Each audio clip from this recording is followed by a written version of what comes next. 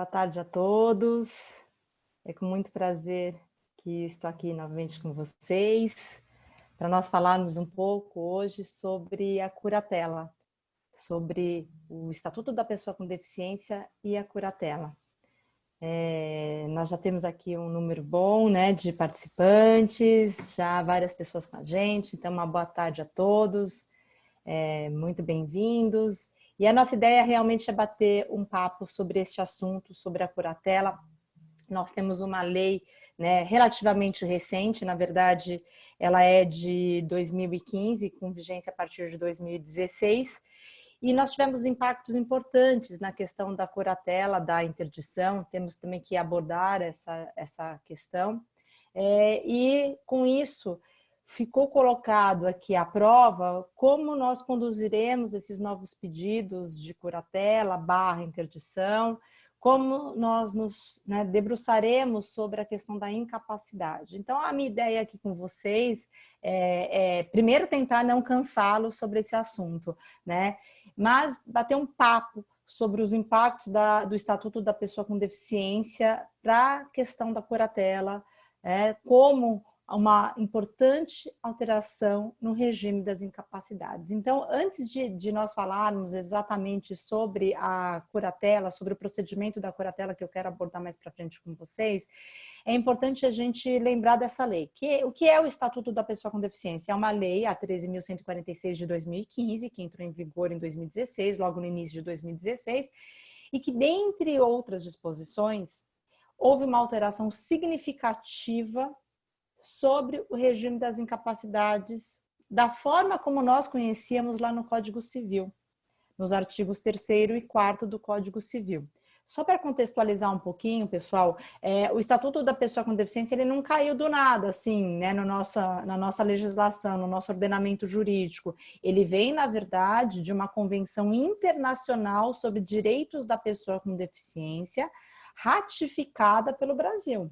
Então, vejam que isso já era um procedimento que nós teríamos que adotar, né? E, de fato, isso aconteceu em 2015. E é um estatuto, é uma lei muito ampla que trata de vários aspectos sobre a questão do deficiente.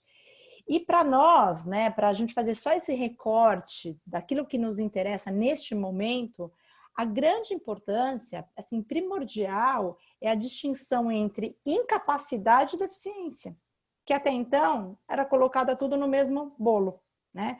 Então, a pergunta mais clara, né, que a gente tem que responder é: deficiência e incapacidade trata-se da mesma coisa, né? São pessoas correlatas? E a nossa resposta é não, de forma alguma.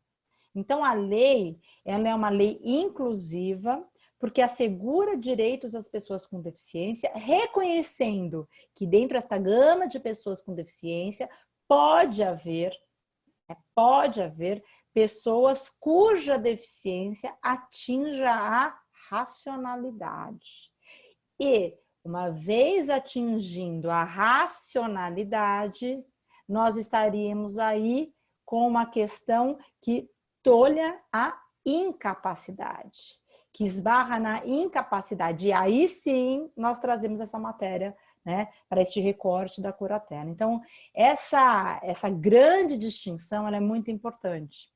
E o impacto do Estatuto da Pessoa com Deficiência na alteração do regime das incapacidades previsto no Código Civil é muito importante, porque nós tivemos uma transformação abissal nos artigos 3º e 4º. Então, eu quero já até começar a tratar isso com vocês, né? Se vocês pegarem o artigo 3º, como nós tínhamos antes do Estatuto, ele previa ali, né, uma série de incisos e tratava basicamente do absolutamente incapaz.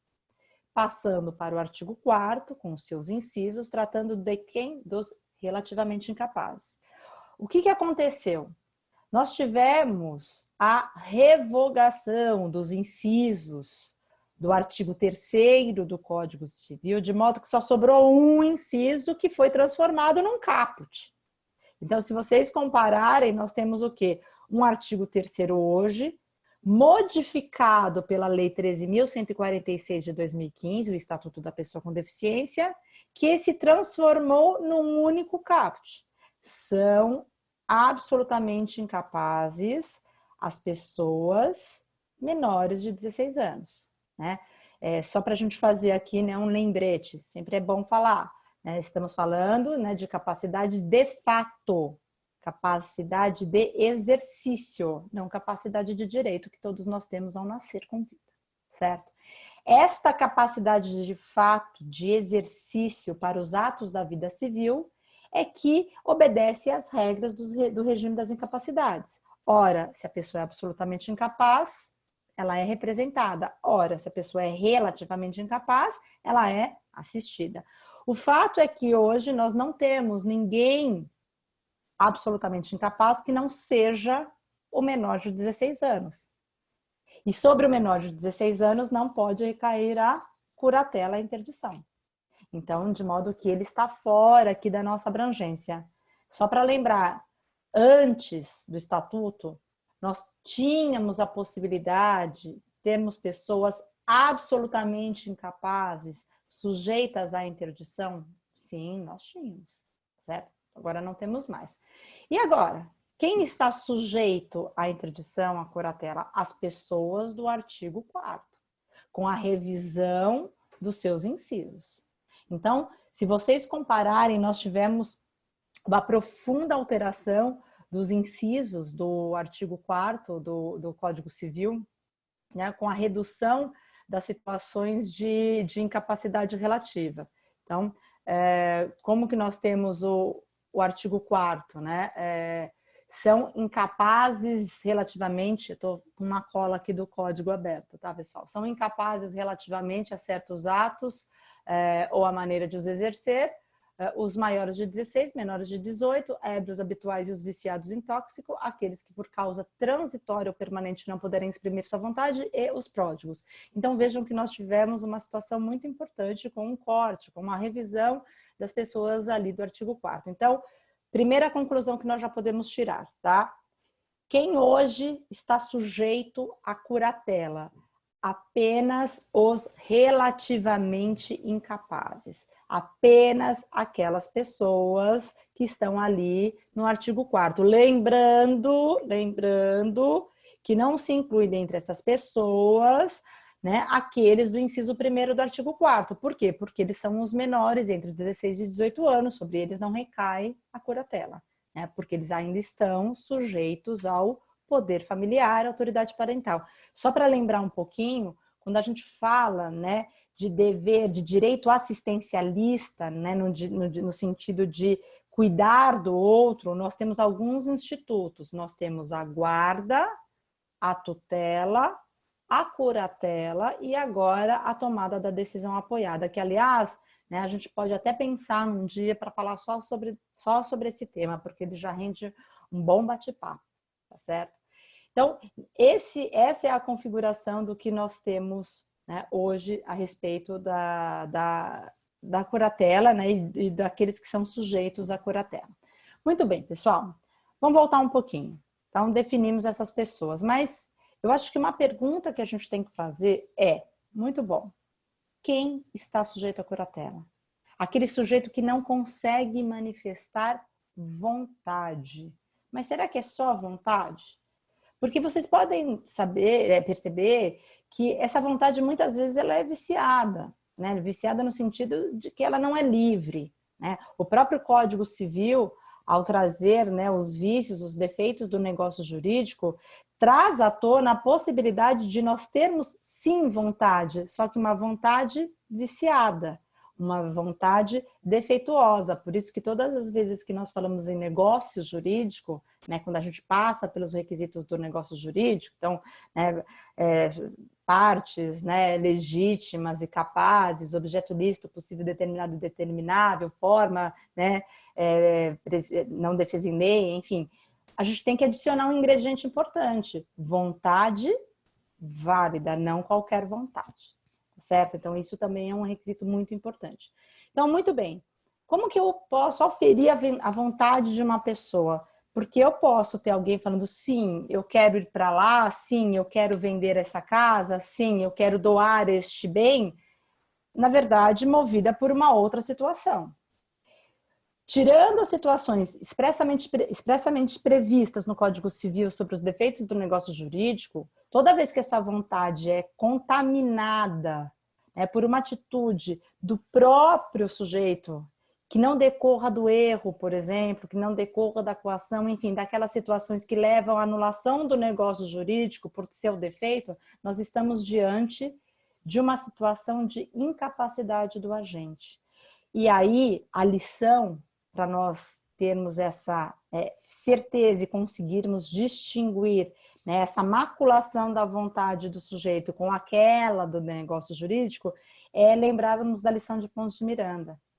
Pontes de Miranda diz que capacidade, ele explica isso quando ele fala sobre o regime das incapacidades, é uma mistura, uma conjunção de conhecimento, sentimento e vontade. Né? Conhecimento, sentimento e vontade. Então, a gente não analisa apenas o requisito da vontade. Nós temos a conjunção desses três fatores. E por quê? Porque é pressuposto para a capacidade a racionalidade e o discernimento do agente.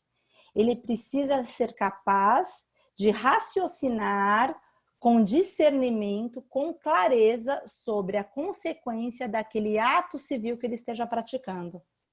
Porque se ele não tem este discernimento, ele não está praticando um ato de vontade. Muito embora possa parecer uma vontade, ela é meramente formal.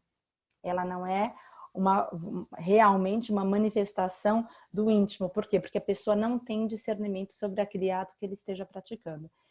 Pessoal, essa ideia, ela é muito importante.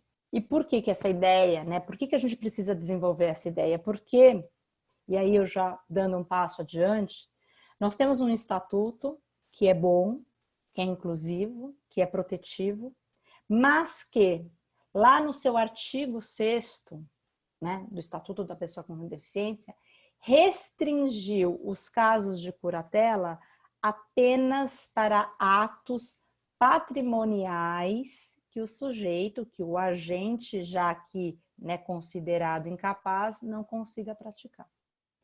Então, vejam vocês, qual é o problema que nós temos, né? A ideia do Estatuto de Proteção, ela acabou sendo uma forma de deixar, né, com todo respeito a opiniões contrárias, este incapaz desprotegido sobre a sua vontade existencial. Na ideia de superproteger, né, superproteger o incapaz, ela restringiu, a lei restringiu a curatela a atos de cunho de natureza patrimonial. Então, vamos lá. Vamos fazer aqui, né, um apanhado para a gente seguir nosso caminho. Quem hoje pode estar sob curatela / interdição? E eu vou depois explicar por que eu falo dessa forma, tá? As pessoas do artigo 4º, com exceção do inciso 1º, porque esta está sob poder familiar. As demais estão sujeitas à curatela. Só que esta curatela irá, né, ser um substitutivo de vontade apenas na questão patrimonial do incapaz. E minha pergunta é, isso está bem claro, se vocês pegarem o artigo 6º, eu vou tentar dar uma corridinha aqui com o artigo 6º, vejo se eu consigo aqui, né, achar rapidinho para falar para vocês, para aqueles que não estejam aí com ele à mão, porque é o artigo 6º do Estatuto, né, para aquelas pessoas que tenham uma incapacidade que passa pela questão existencial também, a minha pergunta é, ela não pode ser curatelada? E ela ficará sem essa proteção? Então, vejam como isso é importante. Olha lá, já consegui achar aqui o artigo 6º. O artigo 6º do Estatuto diz: a deficiência não afeta a plena capacidade civil da pessoa para casar-se e constituir união estável, exercer direitos sexuais e reprodutivos, exercer o direito de decidir sobre o número de filhos e de ter acesso à informação adequada sobre reprodução e planejamento familiar. Conservar a fertilidade, sendo vedada a esterilização compulsória. Exercer o direito à família e à convivência familiar e comunitária. Exercer o direito à guarda, à tutela, à curatela, à adoção como adotante ou adotando, em igualdade de oportunidades com as demais pessoas. Então, vejam, são assegurados esses direitos aos deficientes, que, como nós vimos no nosso início, realmente não podemos estender o termo incapaz para os deficientes. Só que dentro desta gama de deficiência, cuja lei, né, retrata, nós temos pessoas que são incapazes. A sua deficiência, ela atinge não uma questão física ou não uma questão psíquica que o torna incapaz, mas sim uma questão psíquica que macule a sua vontade. E é nesse ponto que eu quero chegar com vocês. Sob esse aspecto, a lei me proíbe de estender o exercício da curatela sobre questões existenciais. Então, esse é um ponto que nós temos que enfrentar com o argumento forte de que a ideia da curatela para fins existenciais, ou seja, para fins que não sejam apenas, né, patrimoniais, é para fins de proteção. Deixa eu fazer um outro recorte aqui com vocês, porque isso é importante. Felizmente, eu atuo em interdições há muitos anos, antes, né, bem antes da lei. E logo que surgiu na mudança da lei, houve, né, uma propagação de anúncios, de títulos de artigos dizendo não temos mais a interdição, acabou a interdição no Brasil, né? A interdição agora não será mais concedida. E eu digo, pera lá, mas quando que ela era concedida assim, à torta e à direita? Então nós já vínhamos, né, numa ideia de cuidar da interdição com um olhar mais cirúrgico. Nós saímos de um modelo médico de incapacidade e estamos, desde há muito, para o modelo social. O que é o modelo médico? Lá no Código de 16, nós tínhamos uma catalogação das doenças. Doente, não doente. Né? Isso era assim. Então, todos devem se lembrar daquela expressão loucos de todo gênero. Por que nós tínhamos esse inciso, loucos de todo gênero? Porque nós não tínhamos ainda uma medicina capaz de localizar, né, e determinar que tipo de doença e quais as consequências para aquele doente, né, catalogando aquele tipo de problema, né, e aqui um problema psíquico acometido pela pessoa. Nós largamos esse modelo médico de tratar a incapacidade há muito tempo e estamos no modelo social inclusivo, onde eu tenho que olhar o quê? Eu tenho que analisar o incapaz, o deficiente, sob o aspecto da sua interação com a sociedade. Quando que ele consegue interagir, de que forma ele consegue interagir. Então, vem a interdição, vem a curatela para quê? Para permitir o alcance dessa convivência social. Se vocês pegarem o estatuto, ele, ao, né, qualificar, ao conceituar quem é deficiente segundo a lei, ele diz isso, é aquela pessoa que tem barreiras, né, barreiras para a convivência social. Podem ser barreiras físicas ou barreiras psíquicas. E a curatela está lá na frente para dizer, para aqueles que têm, né, barreiras psíquicas na questão do discernimento, da vontade, nós temos aqui um instituto chamado Curatela, que traz alguém para praticar o ato em seu lugar, pensando sempre no quê? Na sua vontade presumida e no seu bem-estar. Então vejam que toda essa construção precisa ser refeita para que nós cheguemos hoje diante de situações importantes em que a pessoa, diante de um quadro de incapacidade evolutiva constatada, né, que macule um ato civil por ele praticado, possa ser representada por seu curador não apenas para atos patrimoniais, porque isso era algo que já vinha acontecendo. Nós já tínhamos uma curatela, uma interdição sendo concedida lá atrás, antes da lei, já com poderes específicos ao curador.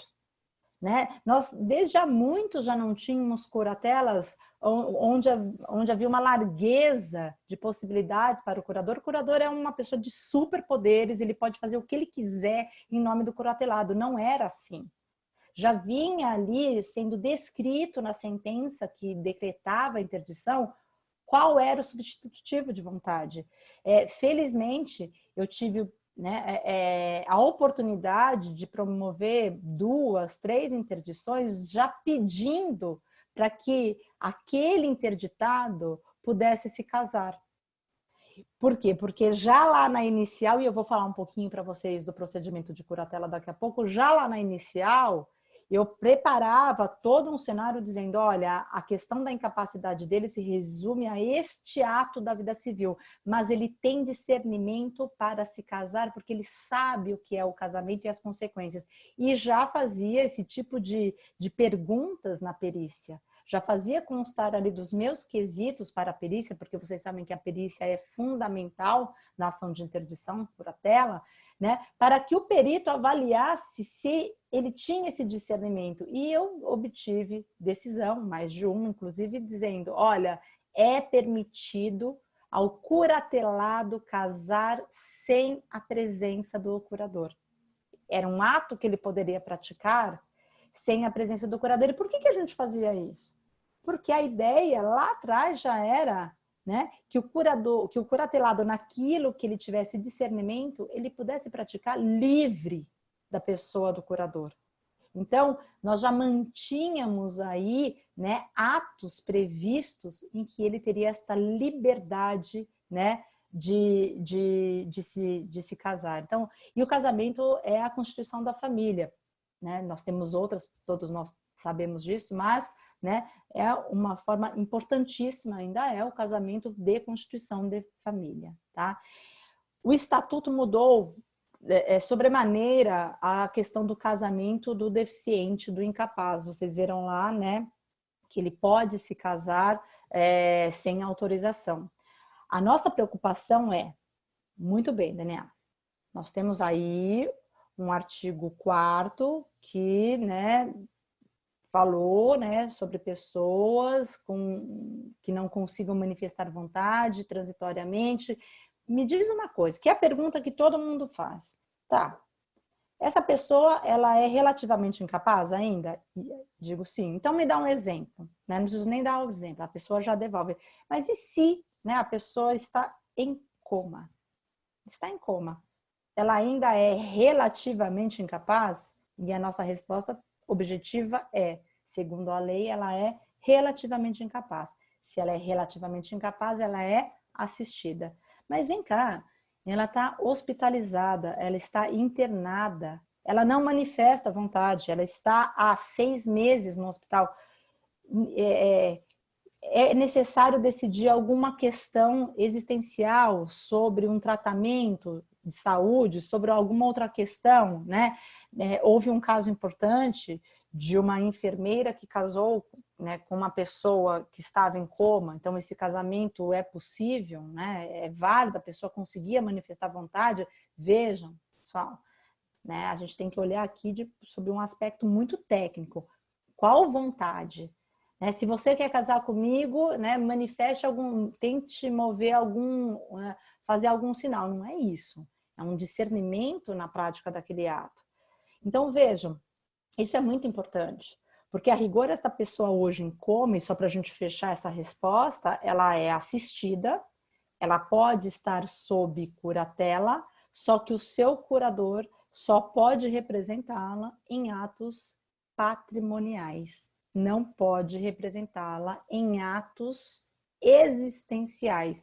Daniela, quais são os atos existenciais? Eles estão lá, né? No artigo 6º, no artigo 84 do Estatuto da Pessoa com Deficiência, né? São atos que não são atos patrimoniais porque decorrem, né, de questões existenciais, não patrimoniais. Então, né, direito ao casamento, ao voto, né, ao exercício da convivência familiar, a adoção, né? Então vejam, todas essas questões que muitas vezes são importantes que o deficiente, né, o incapaz, para a gente ficar mais com esse termo que é mais técnico aqui, e a gente já limitou nosso assunto, para que ele seja protegido. Tá certo? Então, é uma primeira conclusão que eu gostaria de trazer para vocês, né? A mim me parece, com muito respeito a opiniões contrárias, vejam bem, que o estatuto precisa, sim, ter uma abrangência para questões existenciais do incapaz. Tá? Para que realmente, se o intuito é de proteção, é assistencial, e a curatela, ela é um direito assistencial para que ela cumpra a sua função. Hoje, qual é o cenário que nós temos? Na minha opinião, nós tivemos um certo problema logo no início da lei. Por quê? Porque caiu numa vala comum de... surgiu um pedido de interdição, agora não posso conceder mais nenhuma interdição, nego. Nego, só, né, para casos realmente limítrofes. E a ideia não é essa. Se a ideia é proteção, eu tenho que analisar aquela incapacidade, conseguir mensurar em qual aspecto ou quais aspectos aquele incapaz não consegue manifestar vontade. Vocês já sabem de qual vontade que eu estou falando, né? Uma vontade com racionalidade e discernimento, e aí sim entra o substitutivo da vontade. Naqueles outros atos que o incapaz consiga manifestar vontade, a curatela não entra. Então, curatela e vontade são, né, ali incompatíveis, tá certo? E você consegue ter sim uma curatela mesmo com a pessoa demonstrando capacidade em alguns outros atos da sua vida. Então, partindo agora já, até para não cansá-los tanto assim, né? Para um segundo aspecto, vamos falar um pouquinho da questão procedimental, né? Procedimental da curatela. Por que você fala curatela, interdição? E eu ouço muito falar, olha, não se fala mais em interdição. Daí eu ouço um outro lado, olha, não se fala mais em curatela, é interdição. Deixa eu só, né, fazer aqui uma contextualização da vacatio legis de duas leis importantes. A primeira é o Estatuto da Pessoa com Deficiência, né? Ela entrou em vigor em janeiro de 2016. A segunda lei super importante é o Código de Processo Civil, que teve uma vacatio legis maior, mais ampla, e entrou em vigor em março de 2016. O que houve aí neste intervalo? Nós temos um estatuto que revogou e derrogou o Código Civil em alguns artigos. Logo em seguida, nós tivemos um Código de Processo Civil que, baseado naquele Código Civil anterior, fez a necessária compatibilização na matéria procedimental da interdição. Então, enquanto nós temos uma lei material, o Estatuto e o Código Civil, né, modificado para dizer curatela, não é mais interdição, nós tivemos logo depois uma lei procedimental adjetiva dizendo interdição, né? Então nós temos tivemos aí essa questão sendo bem objetiva com vocês, porque acredito que todos aqui, né, sejam advogados, militantes nessa área. O importante, para além do nome que nós tenhamos que dar para a nossa ação, o importante é o nosso pedido, né? Então, eu me deparo ainda com ações de interdição, mas também me deparo com ações de curatela, né?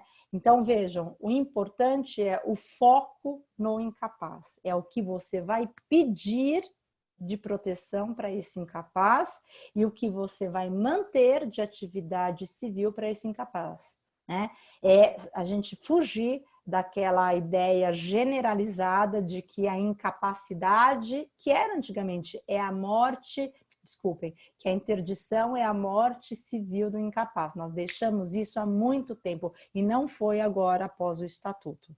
Felizmente, nós temos tribunais, temos juízes que já vinham se debruçando ao melhor interesse desse incapaz, preservando as aptidões que ele demonstrava ter já na perícia e limitando cirurgicamente a atividade do curador, justamente para que nós tenhamos o controle.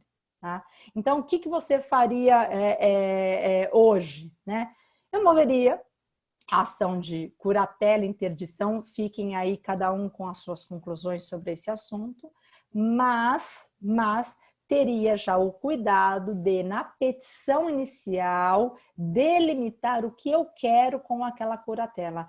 Quais são as funções específicas do curador? Por quê?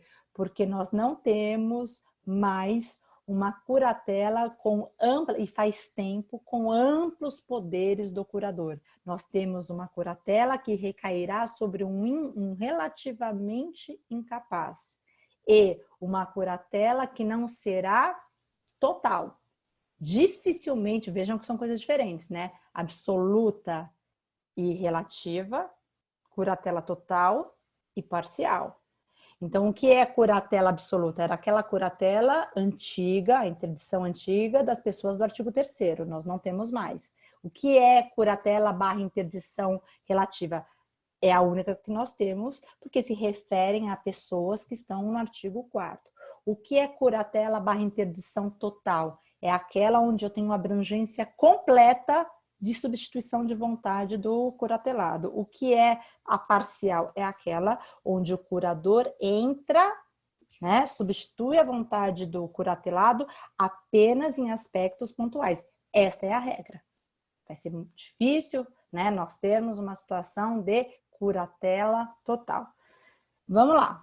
Como que eu faço a minha petição inicial? Você tem que descrever, né? Por que você precisa dessa curatela? Por que o seu, né, aquele curatelado precisa ter um substitutivo de vontade? Porque ele não tem discernimento, porque ele não tem racionalidade. E isso tem que ser pré-diagnosticado. Quem é que vai diagnosticar isso? A família? O advogado? De forma alguma.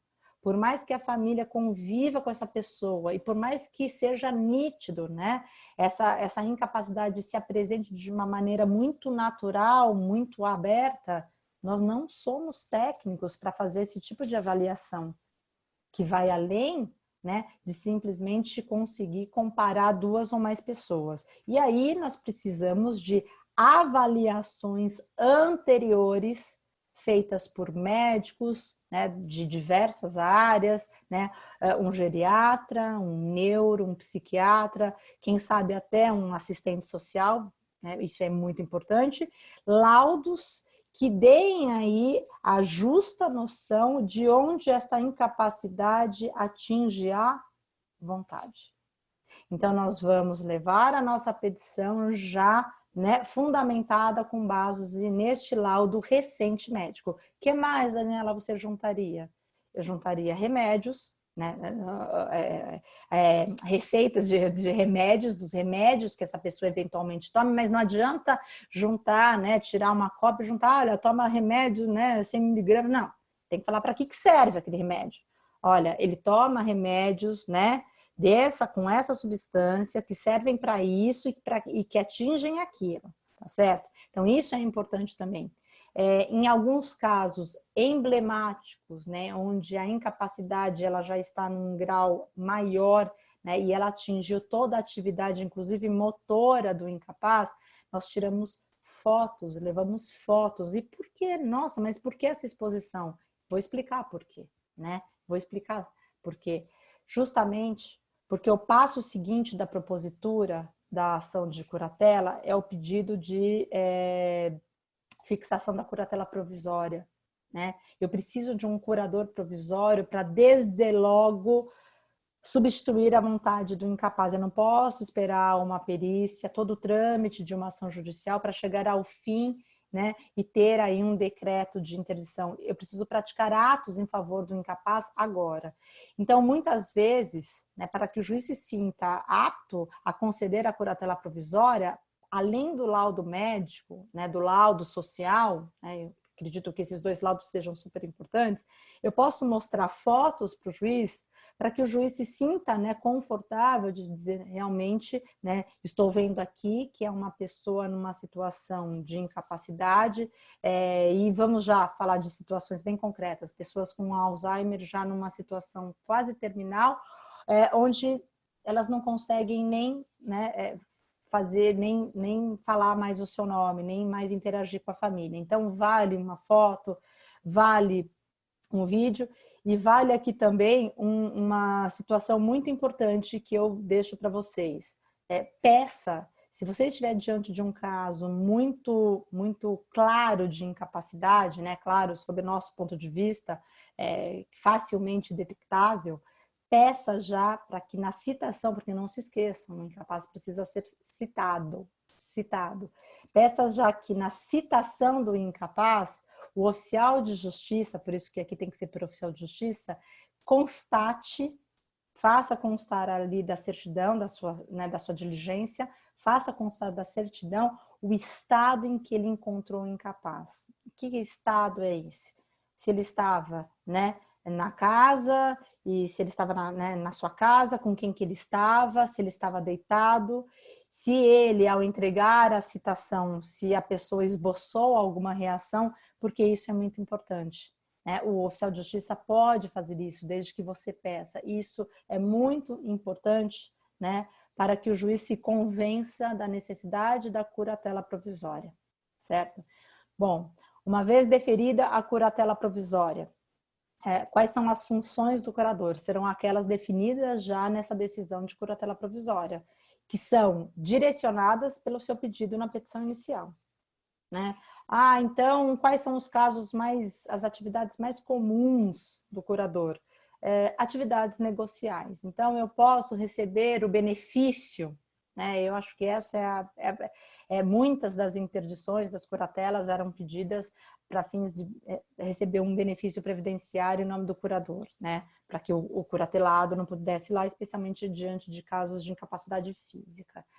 Vejam, ele pode ir lá, né? Eu posso pedir isso para que eu tenha essa curatela negocial, para que ele receba um benefício, desde já na curatela provisória? Peça na sua inicial. Determine na sua inicial qual é o alcance da curatela. Quem pede, quem faz o primeiro desenho do exercício da curatela é o autor, né? Então, é ele que faz esse primeiro desenho. E aí a decisão vem de curatela provisória dentro daquilo que você mostrou ser importante, o substitutivo de vontade. Lembrem-se sempre, a regra é a manutenção da vontade do incapaz. A exceção é a curatela. Então, eu posso ter um incapaz que consiga praticar vários atos e apenas em um ou outro entra o exercício da curatela, tá? Ainda sobre essa questão previdenciária, pessoal, é importante, eu já vi várias decisões, né, nas minhas pesquisas no Tribunal de Justiça, várias decisões, na minha forma de ver, acertadas, negando a curatela para casos apenas de incapacidade física, ou incapacidade de locomoção. Tá? Então, vejam, por quê? Porque aí, né, se você tem alguém que tem capacidade, que tem discernimento e racionalidade, mas tem aí alguma impossibilidade física, nós temos ainda um instituto do mandato. Este mandato, né, esta procuração será feita com amplos poderes? Não, com poderes específicos e, se possível, até com prazo, para que justamente diante daquela incapacidade, talvez momentânea de deslocamento, eu possa ter alguém, né, que vá lá receber um benefício ou sacar um dinheiro para mim. Acabei de ver uma decisão muito interessante, onde a pessoa pedia a curatela porque o curatelado estava fazendo um tratamento muito severo de câncer, um tratamento quimioterápico muito forte. A pessoa, claro, estava debilitada, não estava conseguindo se locomover, e ela pedia, então, a curatela, explicando essa situação médica do curatelado, pedindo, né, para que ele pudesse ser o curador. O juiz negou. Né? O juiz negou porque disse, não há provas de que esta quimioterapia tenha atingido, né, a vontade, mas apenas um aspecto físico. É óbvio, o caso, né, não é nosso, enfim, não atuei, estou trazendo para vocês aí um julgado que eu achei muito interessante, e determinou que esse pretenso curador seguisse o caminho do mandato, falando inclusive que era muito mais fácil, muito mais simples e muito mais rápido para a proteção dos interesses daquela pessoa que momentaneamente estava incapaz, né, de se locomover até uma agência bancária. Então vejam que a gente realmente tem que ter esse olhar muito cuidadoso para a pessoa do curatelado, para que ele não seja de fato tolhido de suas atividades, né, permanecendo incólume aquilo que ela consiga realmente exercer. Muito bem, fiz meu pedido, obtive a curatela provisória, e aí que a perícia será o próximo passo. O juiz, antes disso, pode marcar antes nós chamávamos de interrogatório, uma audiência para interrogatório do incapaz. Hoje nós chamamos de entrevista, me parece realmente um termo, né, mais adequado. Ele pode marcar? Pode. É obrigado? Não. Se ele se convencer de que não é necessária a entrevista, até porque o oficial de justiça que você pediu lá atrás constatou que a pessoa não respondeu, né, ao seu pedido para que assinasse a contrafé, enfim, para que assinasse algum documento, para que demonstrasse uma certa ciência ali da citação, o juiz certamente já ficará convencido de que não é caso de entrevista, porque a pessoa está num estágio realmente onde ela não consegue manifestar nenhuma vontade. E aí, essa entrevista pode ser dispensada. Um dado interessante é que já na entrevista, caso o juiz, né, se convença da sua necessidade, ele pode se valer de um apoio multidisciplinar. Ele pode se valer da ajuda de outros profissionais, então, né, de um assistente social, de um psicólogo, justamente para ajudá-lo na condução dessa entrevista, né? Muito bem, passei dessa fase? Passei. Qual é a próxima fase? A instrução, né? A gente já está na instrução, na verdade. E aí? E aí que eu vou fazer prova? Prova do quê? Prova de que aquela pessoa precisa ser curatelada. E aí vem a prova pericial, que é a prova mais forte, mais importante da ação de curatela. O juiz vai nomear um perito da sua confiança, segundo, né, a incapacidade que se apresenta. Então, um tipo de doença, por exemplo, que se apresente, ele vai nomear um perito, um médico especializado naquele assunto, e a parte, né, que está pedindo, ou eventualmente alguém que esteja aí contestando a curatela, vai nomear o seu assistente técnico. Para quê? Para que essa prova, que é eminentemente técnica, possa ser discutida entre pessoas capacitadas para tanto. É a perícia, né, a peça fundamental da curatela. Então, se você precisa, né, proteger alguém pela curatela, já providencie logo no início dessa sua atividade, né, de petição, já pense em quem figurará como assistente técnico, caso isso seja possível, porque a gente sabe que tudo isso envolve custos, tá certo? Para quê? Para que ele acompanhe a perícia. Numa visão que nós não temos, porque não somos especialistas, não somos médicos nem assistentes sociais, tá certo? E certamente a perícia será decisiva para a sentença, que decretará ou não a curatela. Só que nós não temos que nos preocupar apenas em conseguir, né, uma sentença de curatela, ou se nós estamos afastando, né, a curatela, né, uma sentença que de mera improcedência. A gente tem que tomar muito cuidado com o que vem nessa sentença, principalmente se ela for de procedência, claro, né? Quais são os limites de atuação do curador, né? E por quê? Porque o curador deve prestar contas. Então, isso é muito importante. Não é raro eu me deparar com pessoas que, né, me consultam, vêm buscar uma orientação sobre esse assunto, falar, eu quero ser curador. Mas o meu irmão, ou o meu pai, ou enfim, né, todo mundo quer. Como é que a gente decide, né? Não é um sorteio? Claro que não. Eu procuro fazer o seguinte, orientá-los na função do curador. E qual é a função? Zelar pela vida do curatelado e pelas suas contas, pelo seu patrimônio. Só que nesse aspecto eu tenho que prestar contas, né?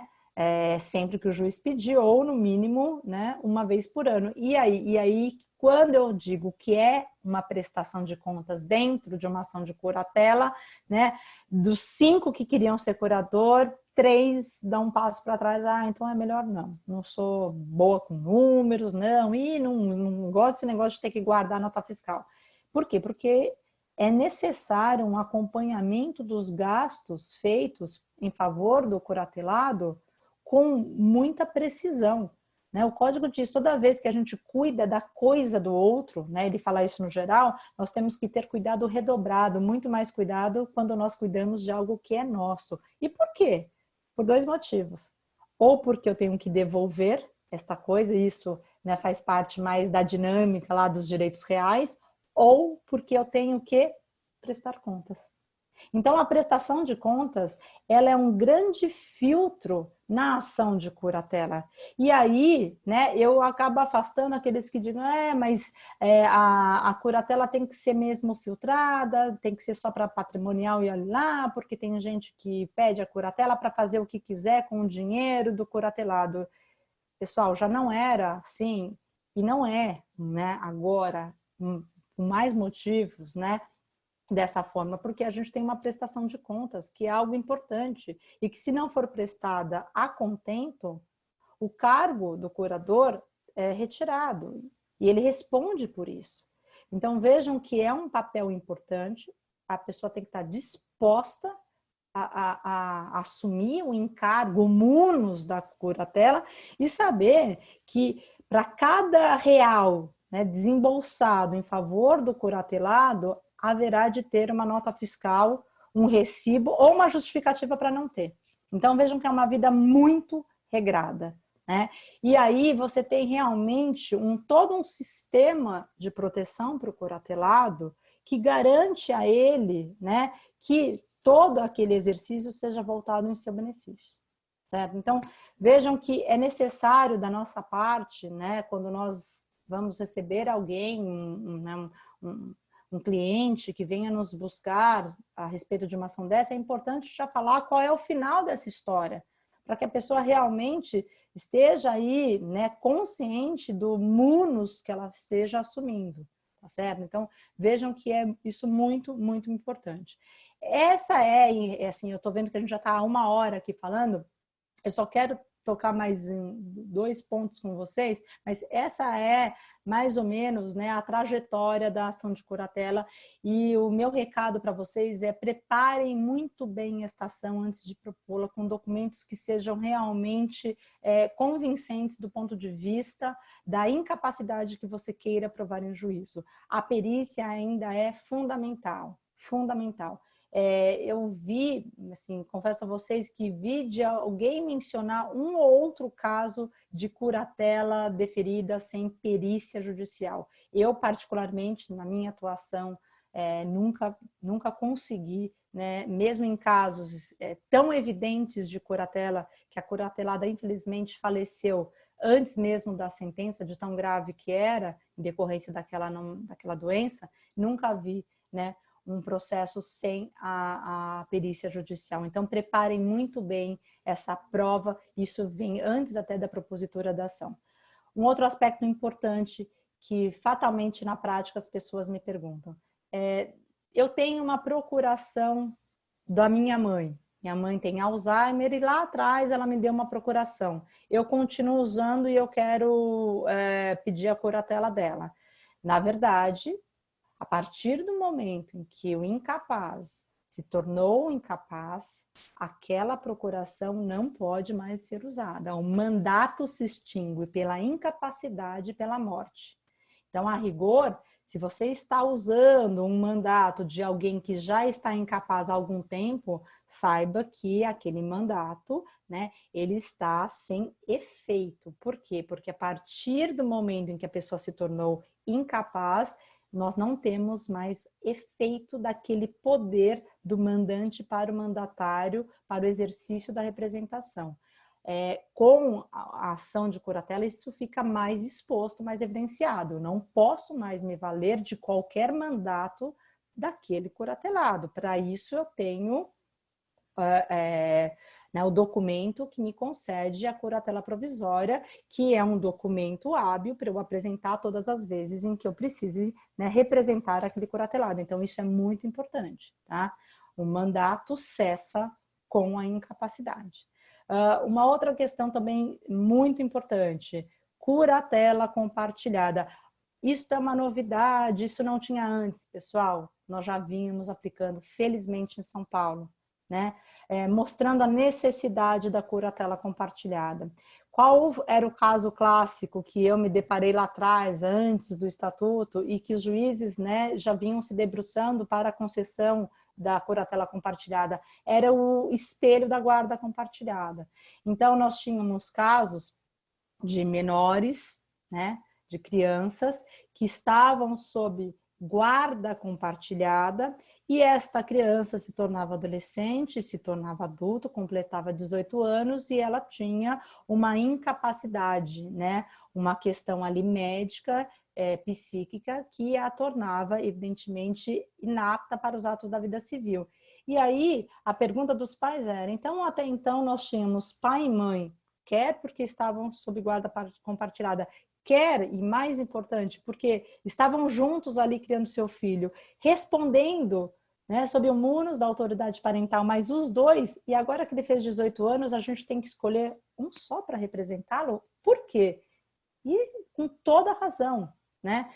A autoridade parental, ela não reveste aos pais esse munus, esse poder-dever, porque né, completando os 18 anos, e claro, diante dessa situação de incapacidade, por que eu não posso estender este poder-dever, porque a curatela é um munus, também para este maior incapaz? E aí nós já tivemos, né, este pedido de guarda de curatela compartilhada formulado lá atrás e obtido com êxito. Precisa ser pai e mãe? Claro que não. Eu, particularmente, tenho casos de mãe e irmã cuidando de um curatelado, né? Respectivamente, filho e irmão. Tenho duas irmãs cuidando de um outro irmão. Então, vejam, a curatela compartilhada, ela permite, né, que eu escolha as pessoas que serão aptas para representá-los, e os dois com esses poderes, né? Então, isso é possível? Isso é totalmente possível e é muito importante que a gente tenha isso em mente, porque o foco da ação de curatela não é contra o curatelado, e sim a favor. E aí, para arrematar, eu deixo aqui a ideia e compartilho com vocês que nós temos que repensar o alcance da curatela como ela está posta hoje no Código Civil e no Estatuto da Pessoa com Deficiência, limitando a atividade do curatelado, do curador, desculpem, apenas a atividades negociais. Nós temos já um enunciado do CNJ, né, dos enunciados das jornadas de direito civil, já com essa proposta de ampliação do alcance da figura do curador e da curatela para atos de natureza existencial, sempre que a finalidade seja a de proteção do curatelado.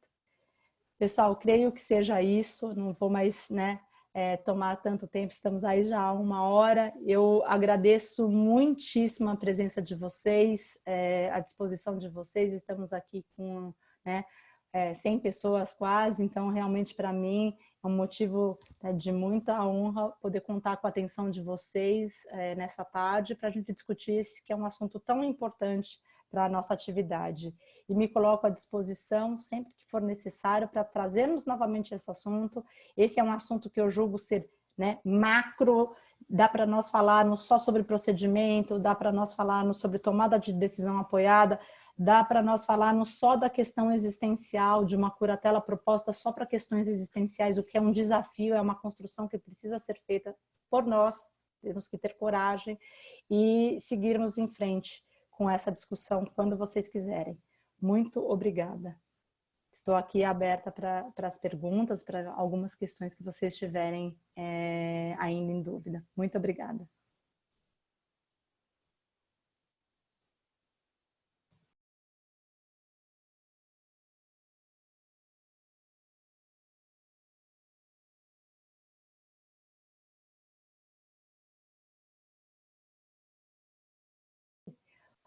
Uma curadora pode inventariar os bens do curatelado? Nesse caso, se é os bens do curatelado, é porque ele faleceu, e daí a cura, pelo amor de Deus, se eu entendi a pergunta, se o curatelado, né, se a gente está falando de inventariar os bens do curatelado, significa que ele faleceu e aí acabou a curatela, ela se extingue, né, com o falecimento. O nosso querido presidente João Ricardo Aguirre está aqui conosco. Presidente, muito obrigada por sua presença. Ele está falando que ele queria agradecer a palestra. Nós é que agradecemos, né? Estamos todos aqui. Nós é que agradecemos aqui a sua participação. Ele está sem áudio, é isso, João? Eu acho que sim. Mas estamos todos aqui agradecendo a sua presença, presidente João Aguirre. Muito obrigada. Licença, Aqui. doutora Daniela. Olá. Acabei de promover nosso presidente para palestrante, para ele, se quiser, fazer o uso da palavra.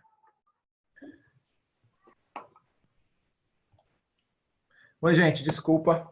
Eu atrasei aqui na hora de entrar. Eu estava numa consulta médica com um otorrino e ele atrasou, virtual. Tive que fazer com fotos e etc e tal. Peço desculpas. Queria agradecer a presença de todos e agradecer essa palestra fantástica da Dani. Dani é muito preparada, tem muito conteúdo, como vocês viram agora. Além de uma querida amiga, é uma professora e uma grande advogada. Então, a gente aprendeu muito. Eu aprendo muito com você, Dani. As suas dicas também práticas foram muito importantes, né? É isso que a gente tem que trazer aqui para a nossa comissão. Como é que eu vou resolver esse problema no nosso dia a dia? Você trouxe isso e eu queria te agradecer. Foi fantástico. Obrigado, Dani. Imagina, João, eu acho que compartilhar a nossa experiência, né, para tentar estar um passo à frente de alguma decisão, né, de alguma dificuldade processual é sempre um dever, né? E a gente já vivencia esse compartilhamento aqui de experiências, de informações no nosso grupo maravilhoso, onde a gente aprende diariamente com as dicas, com as questões, com os problemas. Então, eu acho que é nosso dever aqui, e eu sou muito grata a todos vocês por poder participar de um grupo aqui tão amigo, né, tão disposto a compartilhar experiências e ajudar os colegas aqui na solução dessas dúvidas que aparecem no dia a dia da nossa advocacia. Não tem como. João, muito obrigada por sua presença e por, né, me permitir aqui estar essa tarde com vocês. Queria agradecer também a doutora Amanda, que viabilizou, organizou essa palestra para a gente. Não sei se ela está conosco, ela estava com problema de conexão. Não sei se ela já está por aqui. Mas, enfim, queria aqui, né, publicamente agradecer a doutora Amanda. Ela organizou todo esse webinar aqui conosco. Muito obrigada, doutora Amanda, e muito obrigada a todos.